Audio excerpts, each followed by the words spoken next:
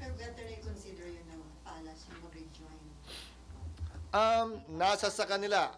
Ayokong i-preempt anumang magiging pasako kapag ginawa nila yan kaugnay sa boto ko sa pag-ratify.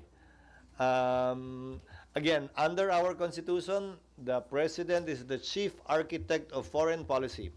That's why the Senate did not have a say with respect to the withdrawal of former President Duterte in the ICC. May nagkaso, di ba? Na sinabing, kung may papel ang Senado sa pag-ratify, dapat may papel din ang Senado pag nagwi-withdraw. Hindi pwedeng walang say ang Senado. Sabi ng Korte Suprema, walang say ang Senado. Dahil ang chief architect na ng foreign policy ay ang Pangulo. So ang pagbalik natin, ganun din ang magiging sagot ko.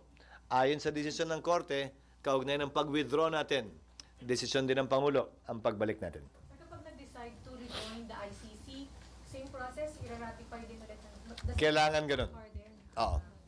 Ganun muli. Magsisimula muli sa simula. Isusumiti sa amin, i-ratify namin.